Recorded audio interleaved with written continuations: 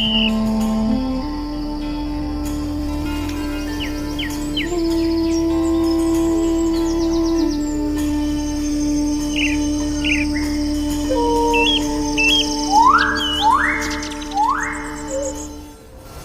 पृथ्वी पर मौजूद एक एक जीव हमारे इकोसिस्टम के लिए बहुत ज़रूरी है।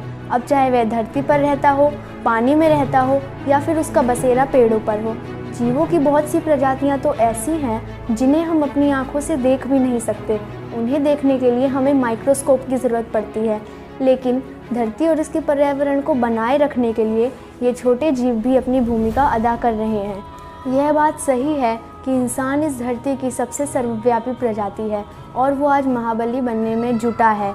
लेकिन आधुनिक इंसानों की प्रजाति यानी होमो सैपियंस सिर्फ 3 लाख साल पुरानी है, जबकि बहुत से जीव इस धरती पर करोड़ों साल से रह रहे हैं।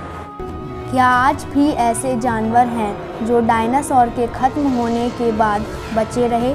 लगभग 6 करोड़ साल पहले 14 किलोमीटर चौड़ा एक एस्टेरॉयड पृथ्वी से टकराया और धरती पर रहने वाले बहुत से जीव खत्म हो गए। चंद सेकेंडों में एस्टेरॉयड ने पूरी पृथ्वी को जला दिया। कुछ दिनों के भीतर पृथ्वी अंधेरे के चादर में लिपट गई। एसिड की बारिश ने महासागरों को बदल दिया। सब पेड़ पौधे मर गए। धरती की 3/4 प्रजातियां खत्म हो गईं। आज के रेप्टाइल्स छोटे डायनासोर जैसे दिखते हैं, लेकिन उनके और डायनासोर के बीच कम ही समानताएं हैं। मगरमच्छों के साथ ऐसा नहीं है। इनके रिश्तेदार 25 करोड़ साल पहले अस्तित्व में आए।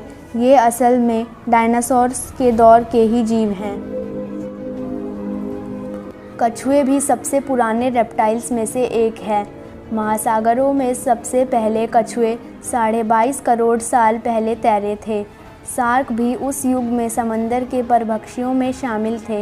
एस्टेरॉयड से हुई तबाही का असर शार्क जैसी मछलियों पर बहुत कम हुआ। इंसान अकेला ऐसा प्राणी है जो इस पृथ्वी को अपने हिसाब से चलाने की कोशिश करता है, और वो शायद इसलिए क्योंकि वो ऐसा कर पा रहा है। लेकिन इसके दुष्परिणाम भी हम देख रहे हैं। दुनिया के अलग अलग हिस्सों में जलवायु परिवर्तन के रूप में प्रकृति अपना रौद्र रूप दिखा रही है। इसे रोकने के लिए हमें तेज़ी से कदम उठाने की ज़रूरत है। कहीं ऐसा ना हो कि सब कुछ खत्म हो जाए। सवाल ये भी है कि जिस तरह करोड़ों साल पहले एक एस्टेरॉयड ने इस धरती से डायनासोर्स का नामो निशान मिटा दिया था, क्या भविष्य में फिर ऐसा हो सकता है?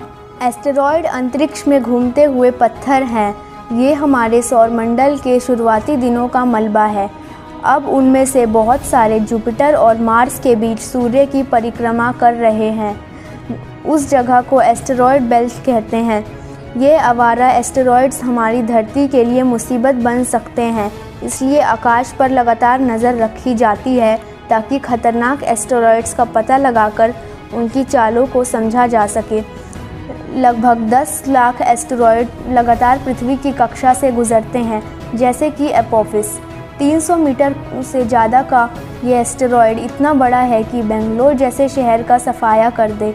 कुछ एस्टेरॉयड्स तो इतने बड़े होते हैं कि इनके पृथ्वी से टकराने पर भारी तबाही हो सकती है। नई गणनाओं के अनुसार अगले 200 साल के लिए ऐसा खतरा बहुत कम है। दुर्भाग्य से पृथ्वी पर मौजूद टेलीस्कोप सूर्य के तरफ से आने वाले एस्टेरॉयड्स को नहीं देख सकते। 2013 में रूस में गिरा एस्टेरॉयड उसी दिशा से आया था। यह सिर्फ 20 मीटर चौड़ा था, लेकिन इससे जो ऊर्जा निकली थी वह हिरोशिमा पर गिराए परमाणु बम से 30 गुना ज़्यादा थी। ऐसी घटनाएं कभी भी हमारे सामने आ सकती हैं। ना जाने इस ब्रह्मांड में क्या क्या छिपा है। वैज्ञानिक कहते हैं कि इसके सारे रहस्यों को जानना इंसानों के लिए संभव ही नहीं है, क्योंकि इसके एक छोटे से दायरे तक ही हमारी पहुंच है। यह बात सही है कि इंसान इस ब्रह्मांड के बारे में जितना जानता है, उससे पहले किसी प्रजाति के जीव ने इतना नहीं जाना होगा, या फिर कम से कम हम किसी ऐसी प्रजाति के बारे में नहीं जानते। वीडियो आपको कैसा लगा हमें ज़रूर बताइएगा। आपकी प्रतिक्रियाओं का इंतज़ार हमें हमेशा रहता है। बहुत बहुत धन्यवाद।